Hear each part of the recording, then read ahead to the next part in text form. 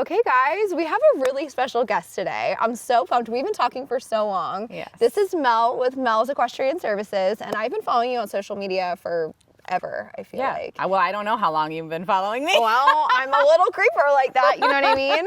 I've been following you for a little while. Yeah. So, yeah. Well, and you know, I've always been interested in massage because I feel like it's something that, you know, I feel like I could somewhat kind of practice it on at home. Oh, definitely. Like by myself. Yeah.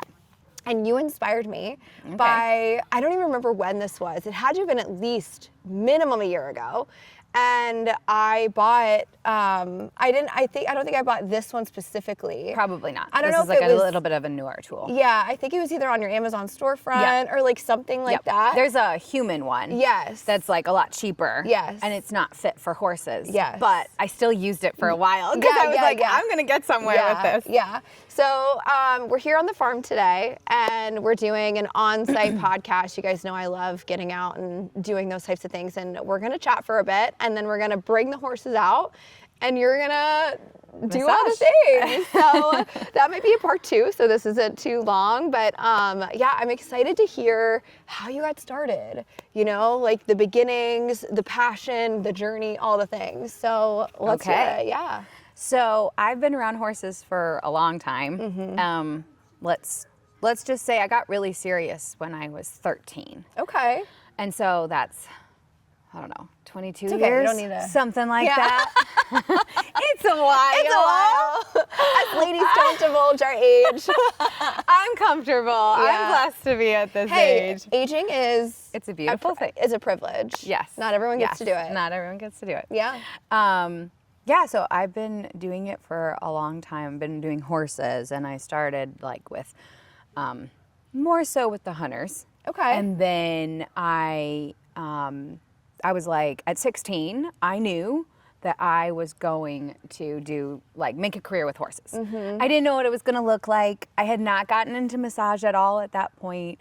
I just was mainly teaching kids. Okay. And so... Teaching kids how to ride? Teaching kids how to ride. Okay. Yeah, and I loved it because I love kids. And I love being able to have two passions and bring them together, meld them together. Yeah.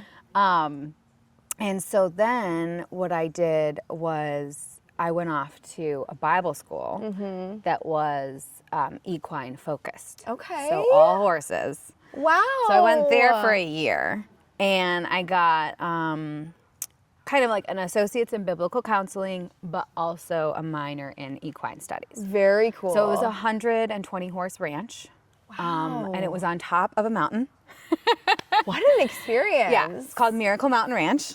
And it was like one of the hardest, but also one of the best informative, influential years of my life. Because it's like that kind of like the gap year. Like that's that kind of, it wasn't really serious college, but I did a lot of schooling and a lot of learning and a lot of crazy weird things, like learning how to do fence and learning how to manage a barn and learning how to do baby horses, like breeding. So like I learned fun. so many different things, and it was really like, where do you want to focus? Like, what's your focus? So I had just done all English. I'd never really done Western, and so that was where I like kind of put in some of the Western principles in and did a lot of groundwork there. And then Love that. yeah, so I was like, okay, but also I was working with a lot more quarter horses. And their brains are very different than a warm blood. Yes. And that's what I work with mostly now, warm bloods. Yeah. And I enjoyed it. Yeah. You know, I did some of the reining, and I loved that piece. I loved the reining. But I also taught little ponies how to jump. You know, like I just did all different kinds of things. So multifaceted. Yeah. And then also I loved being able to teach. Like all summer long, I taught kids all summer long. So, yeah, it was a really intense but fun experience. That's so and cool. Then I went to a dressage. I switched completely to dressage.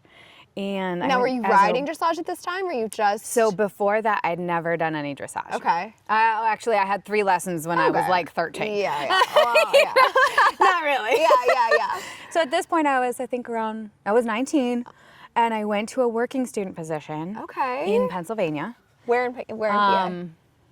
Near Scranton. Okay. Yeah. My grandmother's from Scranton. Oh, okay. So Yeah. Wilkes-Barre. Okay. So yeah, Okay, like if cool. you know Scranton area, then Yeah, I can kind of go. So I was there for 11 months, and I learned like the basics. I had an 18-year-old Hanoverian mare that I bought right before I finished school, and then I went there and I bought her right before. So what are your days looking like at this point? Are you riding predominantly? Are you managing the barn? Mostly Or are you managing Okay. the barn. Okay.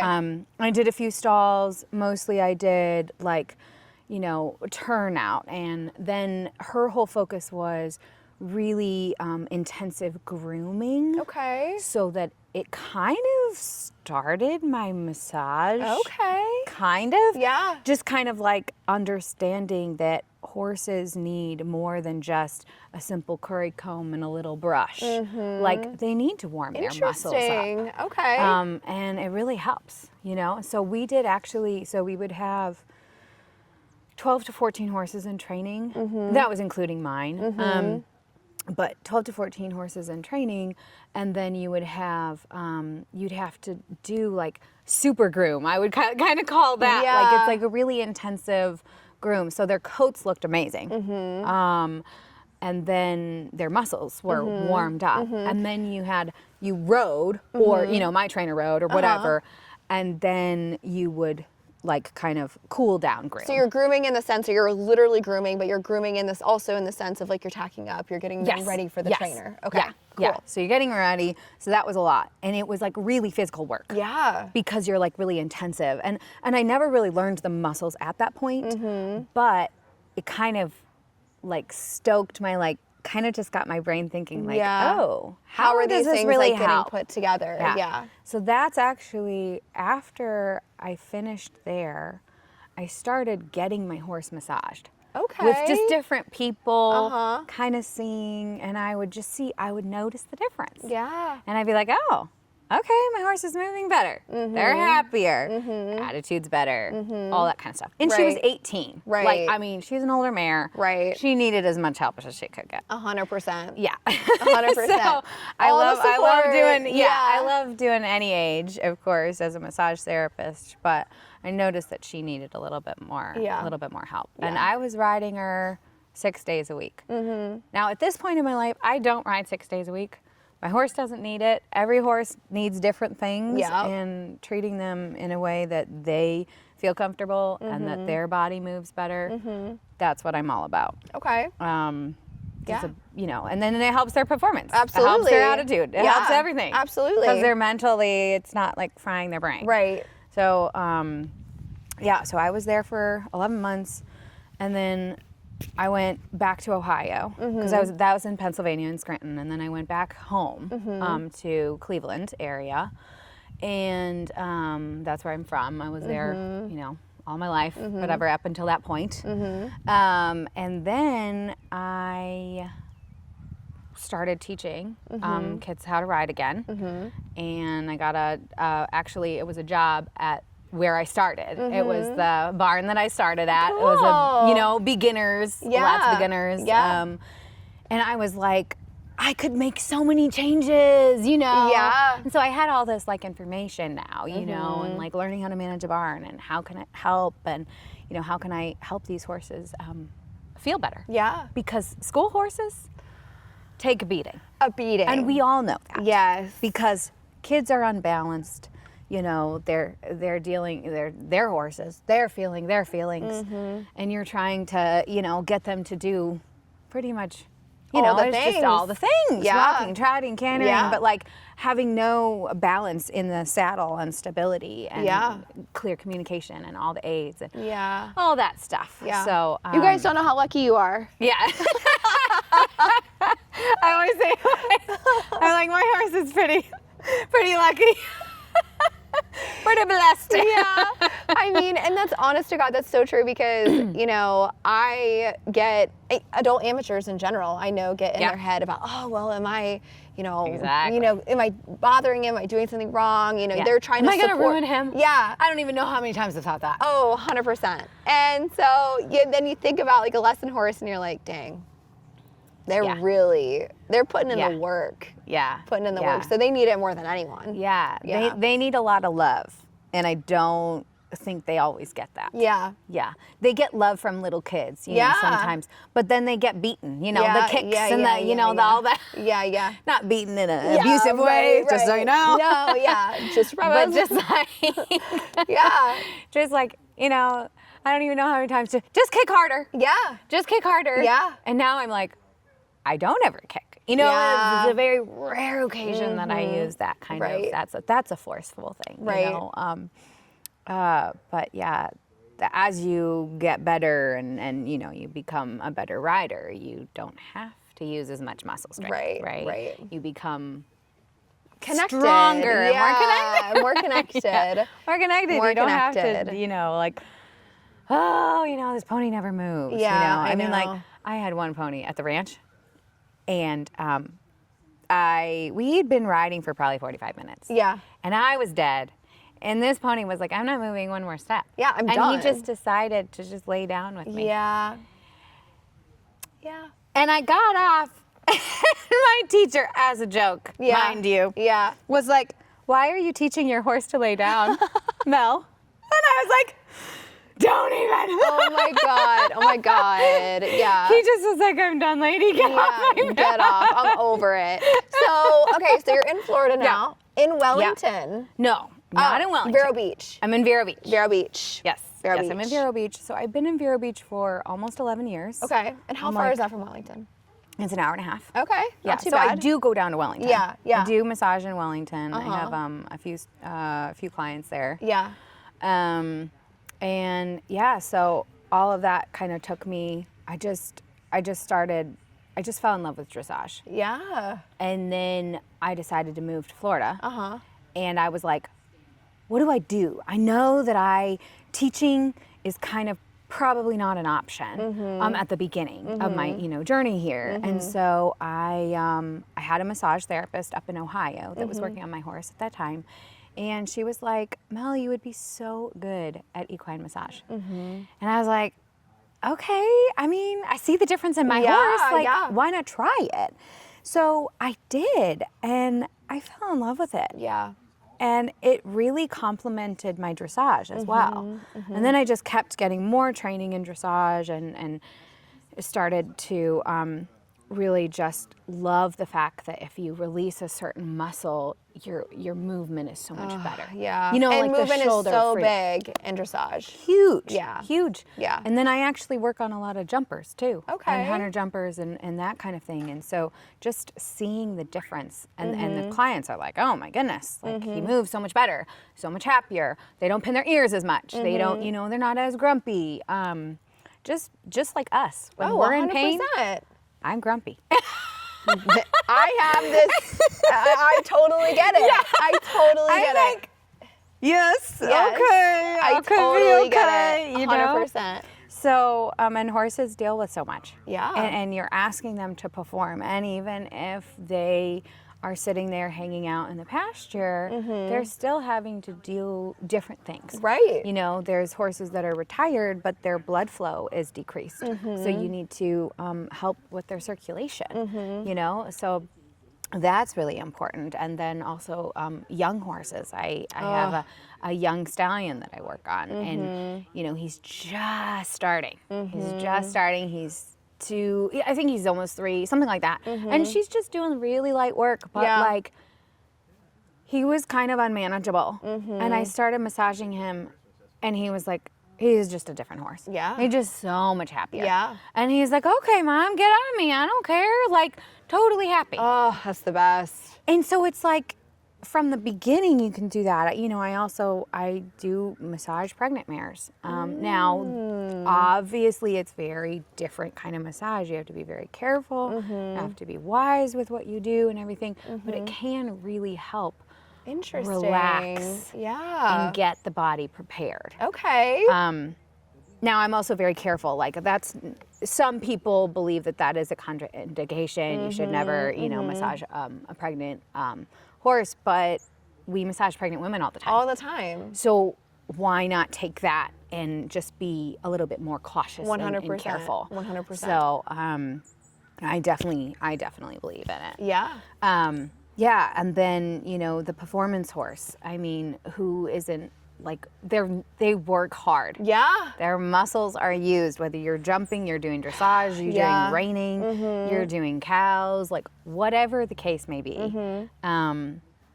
Their muscles are being used, and each discipline, those muscles are used in different ways. Yeah. You know, like I Right. notice in a lot of jumpers, their necks will kind of, sometimes their fascia will get like just a lot more bunched up on their crest. Yeah. So where that Why is rhomboids. Uh-huh. I don't know, because my horse doesn't have it. Yeah. I was just noticing it, you know, and I was Yeah. like, I think there is less stretching going on, and their hind end isn't being worked as much as, like, say, their pelvis needs to come underneath their body for that jump. But some people aren't able to get the horse off the forehand as much. And I think that a lot of times when you have that hind end under, that releases that neck to be able to be more free and to be able to be more bendable and flexible.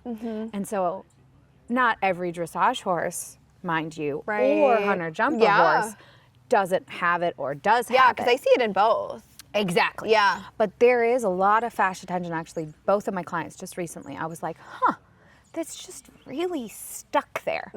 So using this fascia tool, which I sell, and I've had it part of my practice for 3 years, is like, it helps release that so much in that area. And of course, there's lots of other areas that are full of fascia. But yeah, getting that to glide over the muscle and have it like kind of become a little bit more manageable helps them to be able to be more flexible and happier in their neck. You know? Not to go off on this tangent, but I do want to get your opinion about it, because we had Courtney, who owns a beautiful, I don't know if you heard that episode, but she owns Frida. She's a 4-year-old, she could be going on 5 now, Oldenburg mare. And she had, I think it's like spinal stenosis, like in a couple of vertebrae. And so we talked a lot about, you know, just neck injuries in general in horses. Not just dressage. I think I did see this one. Yeah, I feel like she obviously had she had a lot of experience in the dressage world, and I know the dressage world has talked about a lot of neck issues. And even in the hunter jumper world, I mean, there's a lot. Any horse you know, can suffer with and it. same thing with, you know, kissing spine. It was we also had Dr.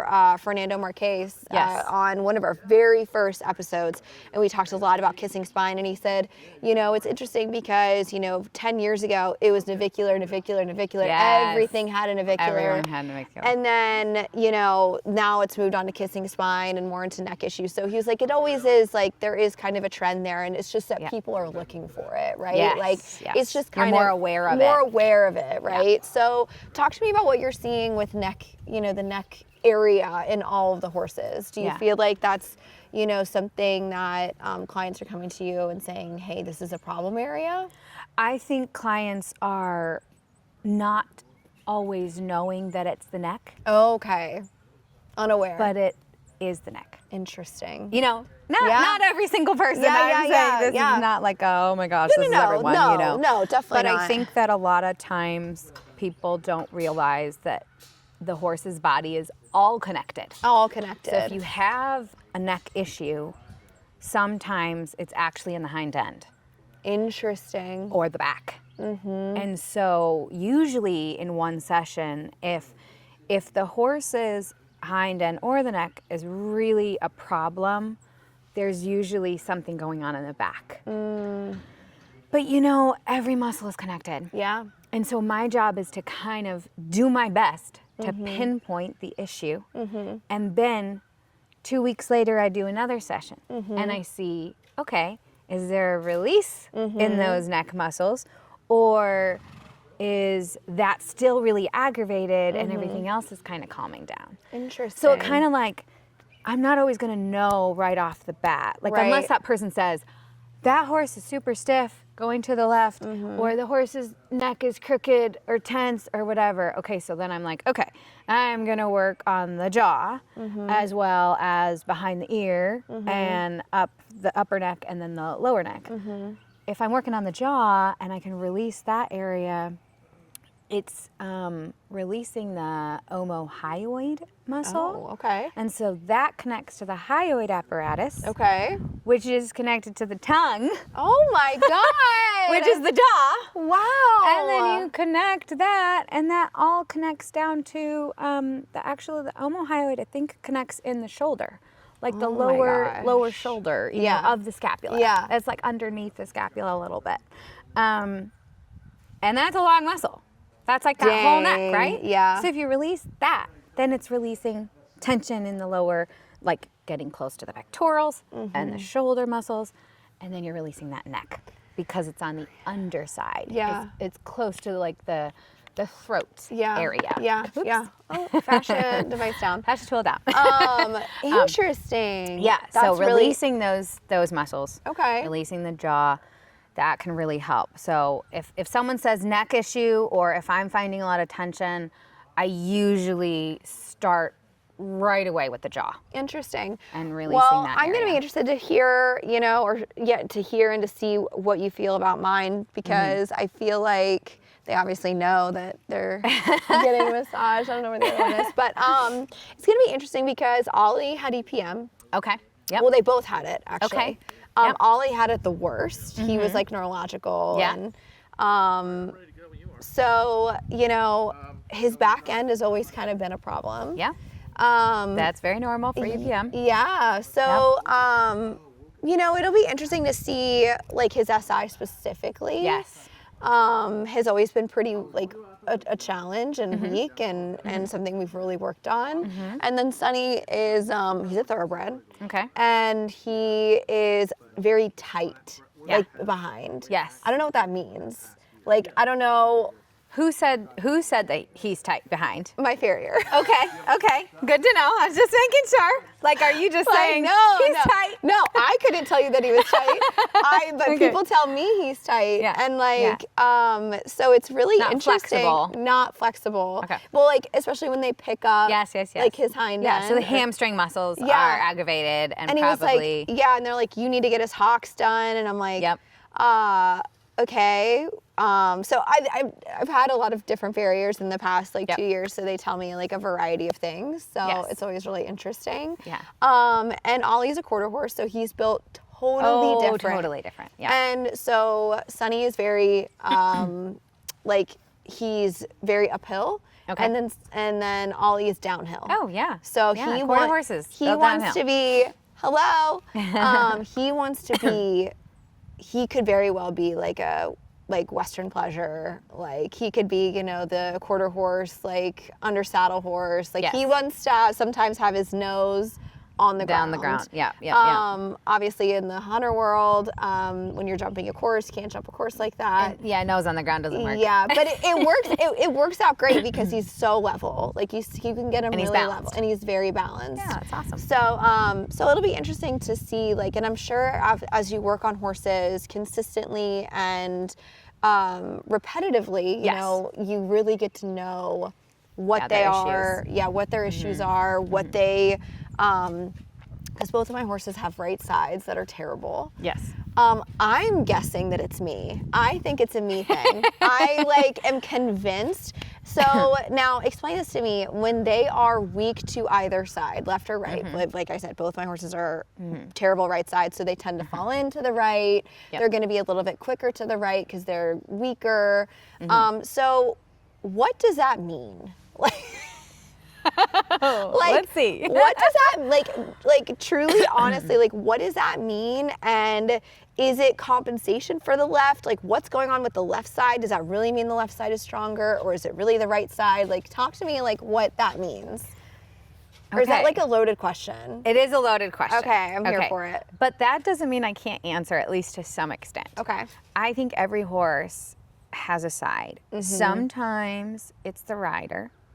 Sometimes horses tend to have a weaker right side in general, because their gut is on the right side. Oh. So if they have any issues with ulcers in the hind gut, you can kind of have challenges there. If they're stressed out. Not to always say that it's always correlated. Like I don't really want to say never and always, because every horse is it's different. so different, right? But like, let's just say 2 of my recent massages that I did just in the last week were having a lot of left side difficulties. Talked to the trainer. She's like, yeah, my left side is horrible. I'm always, I had a car accident or, like whatever, like to create problems in the left side. So I said, well, since you're training all these horses, right, you can try to do it as best as you can. You change it. But if you focus saying, okay, if I have a problem with my left side, really think stretch up on your left side, because you're probably collapsing, and then the horse is trying to come underneath you because that's what they want to do. They want to be balanced underneath you. They want to carry you. Most horses are going to want to carry you. Interesting, because if you fall this way, well, right? I lean really bad to my left. So I always So then you're lean kind of left. pulling Yeah. everything on the right muscles because they're trying to come underneath you. Okay? So Sorry, guys. right side tension. Yeah. Which makes a lot of sense. Yeah.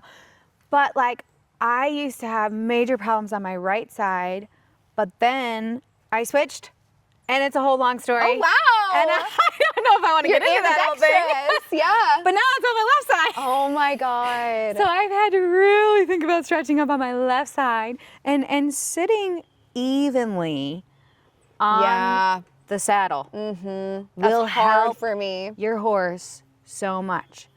And really think, okay, you have a left seat bone and you have a right seat bone. If your left seat bone is always down and your right seat bone's lifted, that horse is going to try to come underneath. Yeah. And to keep you safe. Yeah. Their goal is to keep you safe. Yeah. Aw. Most of the time. Gotta say that. Gotta preface that. So that might be what's happening. Yeah.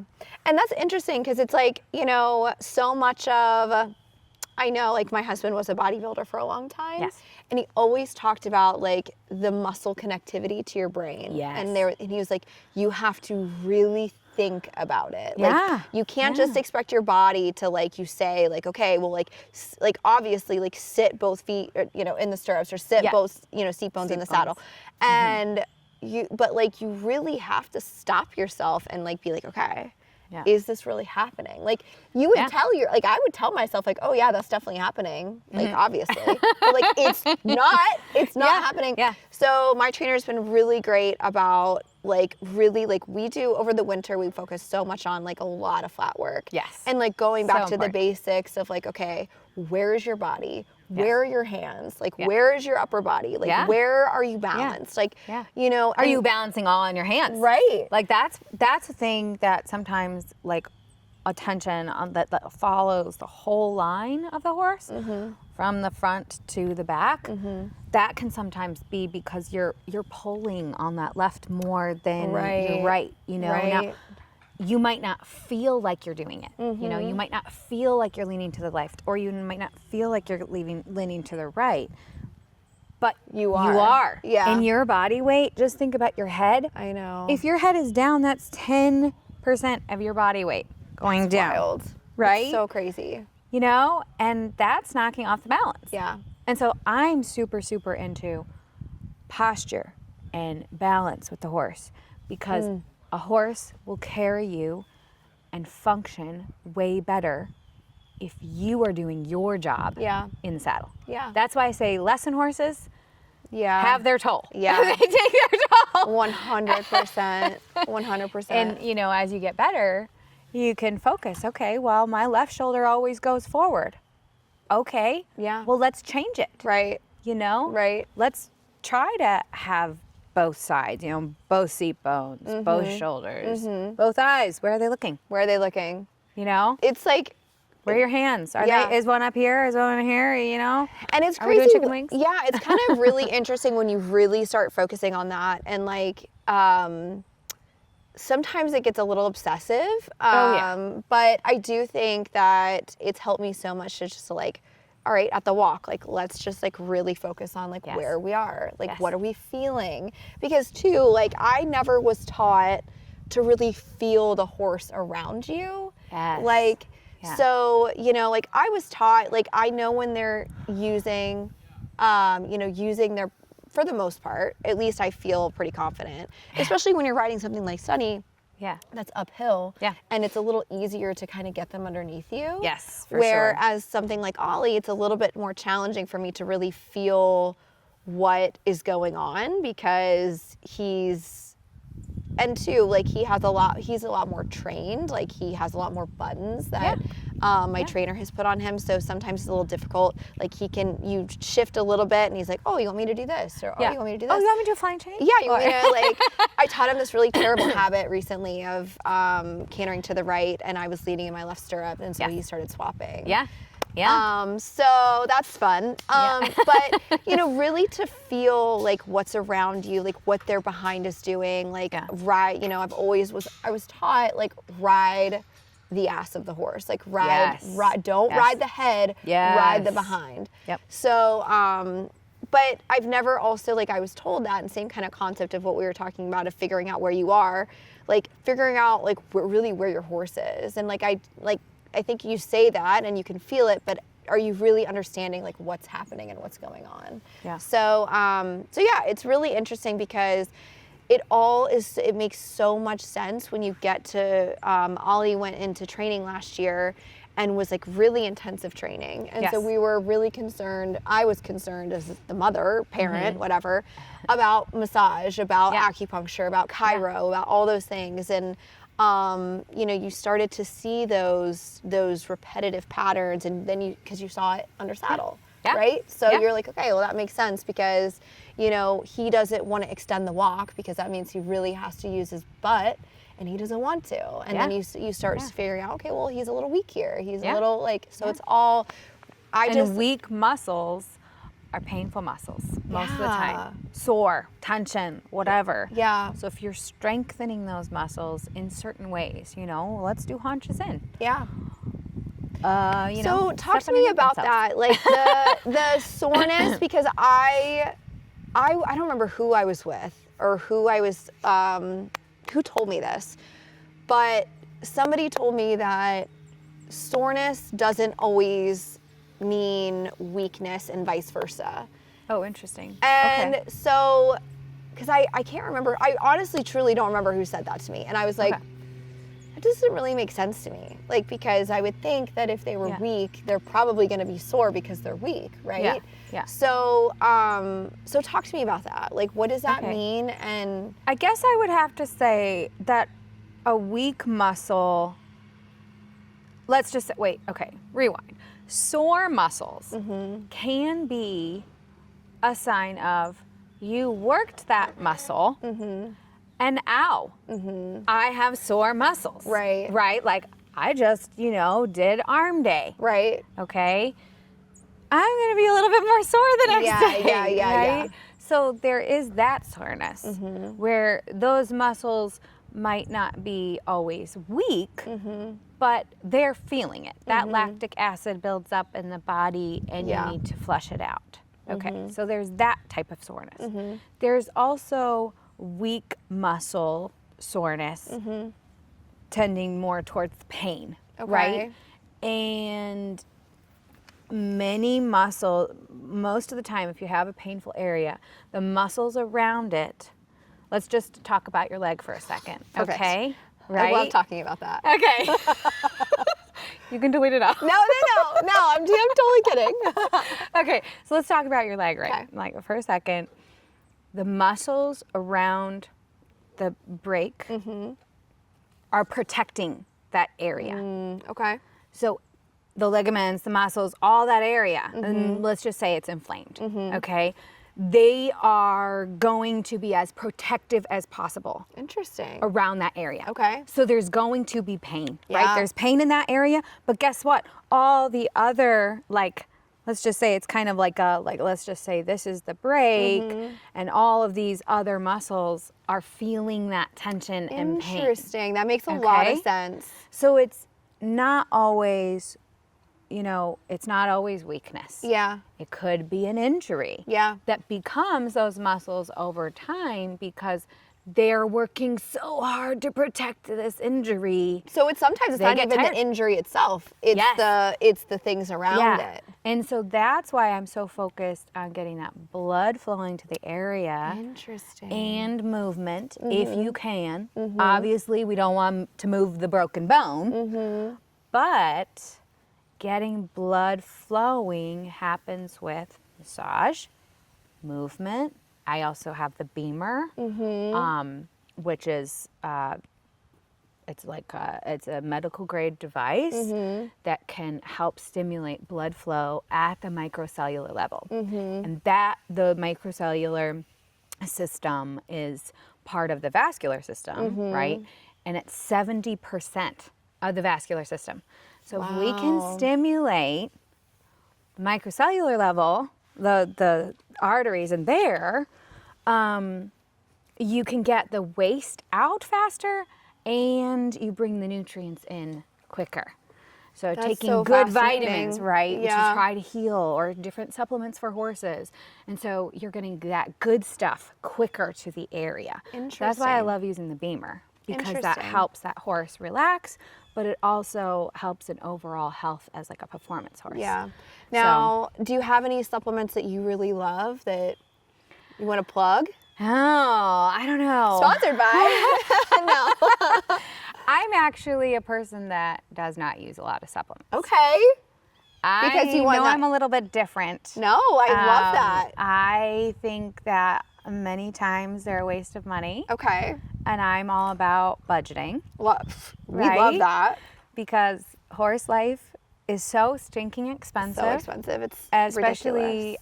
when you have it as a business and you're like, I have a horse to pay for and I have to make enough money Yeah.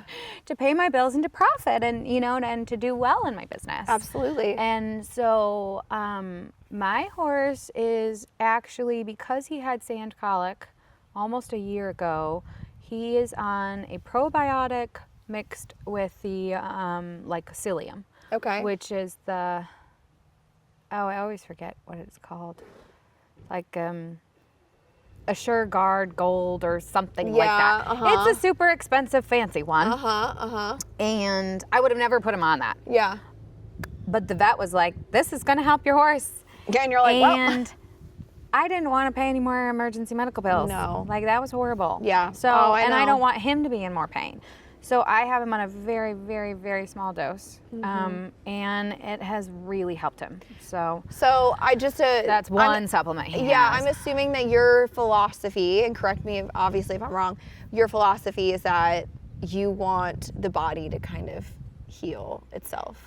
Yeah, as much as it can. Yeah. Right? Like, Which I'm is not saying that amazing. you don't need a vet. Like, it's No, a well, team, no, yeah. you need certain things. Like, he needed more minerals in his diet. Right. Because he wasn't getting, he was having a lot of allergies and all this kinds of stuff, and nutrition, and him just being really uncomfortable. And so I was like, okay, how can I take everything away but also bring it back in a healthy way? And so actually he's on a fat supplement that covers all of his minerals. That's what he has. Yeah. And he gets Timothy pellets. Yeah. And he gets coastal hay, which Amazing. is, you can, I don't know if you have that even here, but I don't think know. it's Think so. it's more Florida. Yeah. Yeah. And it's a super cheapo junk hay. Like, Yeah. I would never have given my horse that. Yeah. I always gave him like alfalfa and, Yeah. and orchard hay and Yeah. Timothy and all that. Yeah. But he just couldn't handle it. His system couldn't handle it. Interesting. Yeah. And so he gets Timothy pellets, and that gives him his protein, and that gives him the forage that he needs. And the coastal is just kind of so that he has something to munch on during the day, And that has seemed to work for him. Yeah. But my other horses were fine on alfalfa. Yeah. You know, he ended up being allergic to it. Yeah. And, you know, diarrhea, like, oh, so bad. So Crazy. not fun. So Yeah. all my other horses, you know, alfalfa is great for the gut. Yeah. You know, and healing the gut. And when you import a horse, it puts a lot of stress on a horse, which includes, most of the time, gut stress. Yeah. So I imported him, you know, and so that was my whole thing. Take care of my horse, take care of their gut, you know. But as the horse ages, I do really like the Smart Pack joint supplement. Okay. I do usually start them on that because I'm not as much into injections. Yeah. Right? So I try to minimize that. Yeah. Does not mean that I will not give injections. 100%. I will right. definitely. Well, right. And I think that's like, I think medicine or just like anything in general in life, like obviously there's, I think using never and always, like I feel like is, because it's always situational, right? Like you can't say I never do this or I always do this, because you're like, well, there's always certain situations where like, they need it. I would say I'd never ever use Coastal. Yeah. I thought it was just like I was just like, that's so stupid, you know? Yeah. And so many people use that, and that's fine for them, but I was just like, yeah, no. Yeah. And now that's all I eat. Right. It's like, you know, you just you just truly, I mean, you truly just have to do what's best for the animal at the end of the day. Exactly. And they don't always, you know, like to communicate that to us in the easiest ways. No.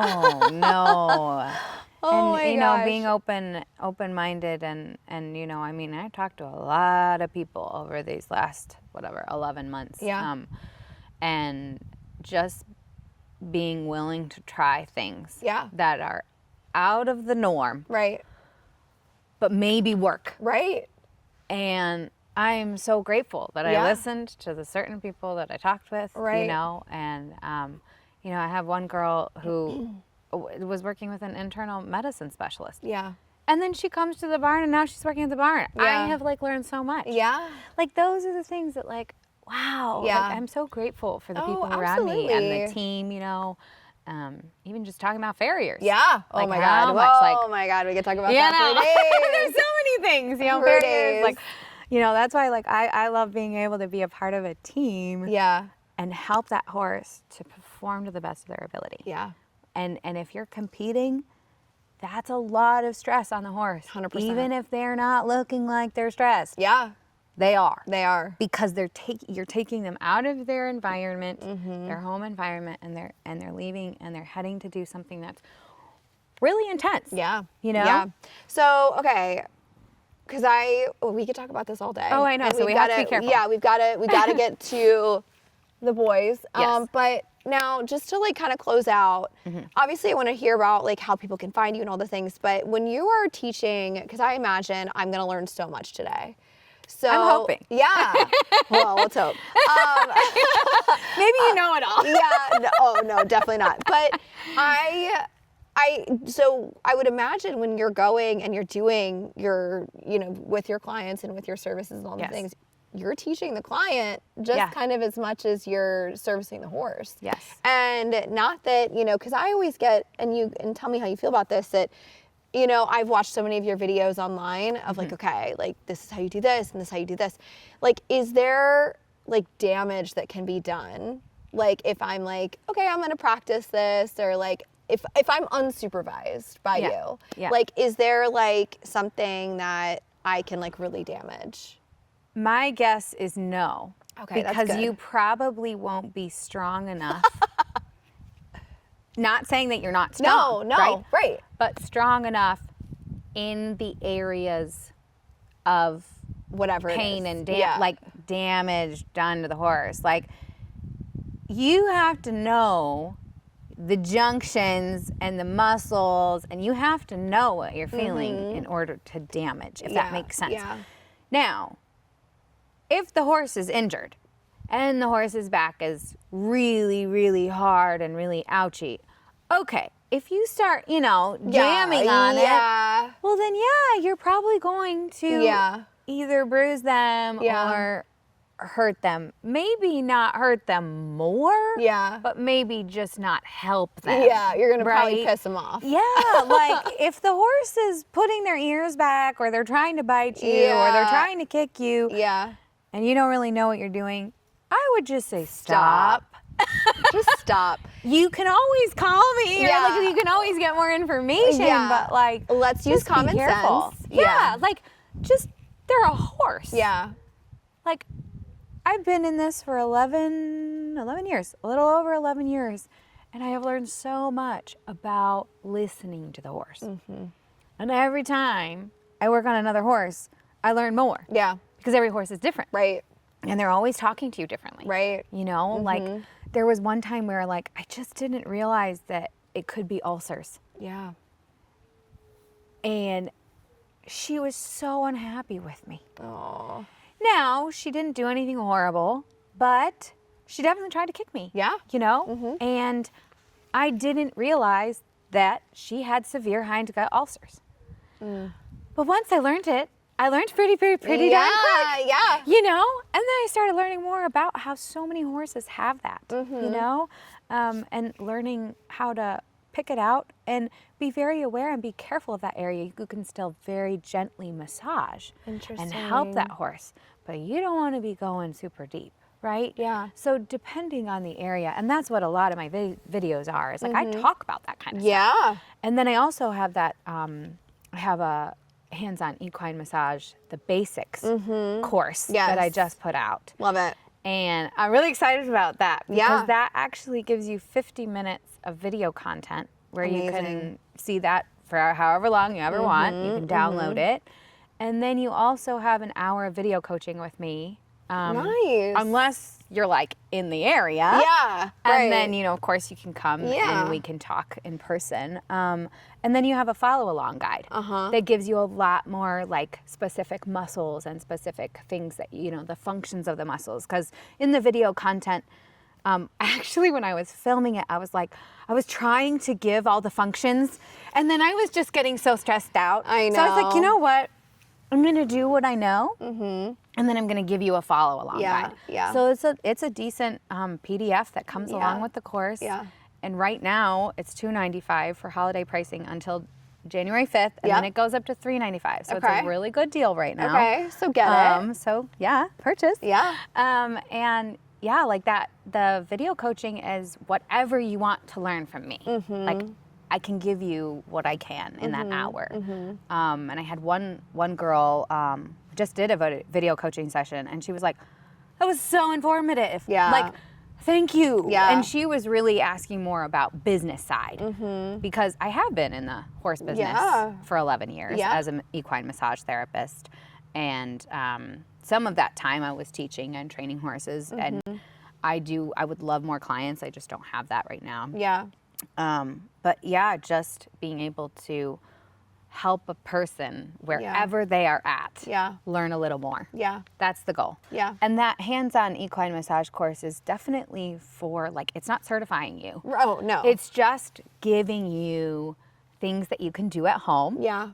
in a more full setting instead of just, a couple shorts Yeah. on social media, you know? Right. Because I don't do super long videos. Right. You know, I do right. snippets. Yeah. So you can learn from those, and that's fine.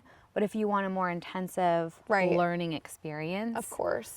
Yeah. buy the course. Yeah, and I think too, honestly, like, you know, my best friend is she's a large animal equine vet. Oh yeah. And so she's down in Covington or Madison. Okay, And okay. so she has always told me, she's like, I think anytime you can put your hands on your horse is good. Yes. So, you know, like touching them, rubbing them, like all of that is just very, very good for them. So, you know, she's always kind of instilled in that into me. And so I just kind of, you know, again, I don't always know what I'm doing.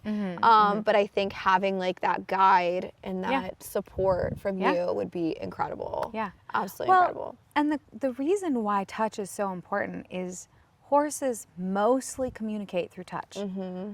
They're communicating, and there's so many things, you know, even if they don't even like touch another horse, but like how many times do we come out and they want to nuzzle us? Yeah. They want to snuggle with us, or they'll put their butts so close to you to try to, okay, that's the spot. You know, they'll tell us. Yeah. So touch is a huge form of communication for horses. Yeah. And so why can't I use something that I love to help them, you know, perform better, have a happier life, have their attitude. I mean, it's amazing how many like horses people say, oh, well, that horse is so angry, or that horse is, you know, their ears are back, they're mean, whatever, they're having a bad day, or they're always like that. It's like, if they're always like that, there's probably some pain involved. There's probably something going on that I could maybe help with. I could teach you to help with, you know, that kind of thing. Absolutely. So, yeah, they're not just always grumpy. No, definitely not. No horse is always grumpy for no reason. Yes, yes. Okay, well, thank you for coming on the show. Of course. I appreciate it. I'm excited. We're going to go get hands-on with the boys. We'll take you guys along with us. And I'm going to be scooting around. And Mel is going to just be, she's going to be doing her thing. So you guys come back and, we'll look forward to it. Awesome. Yeah.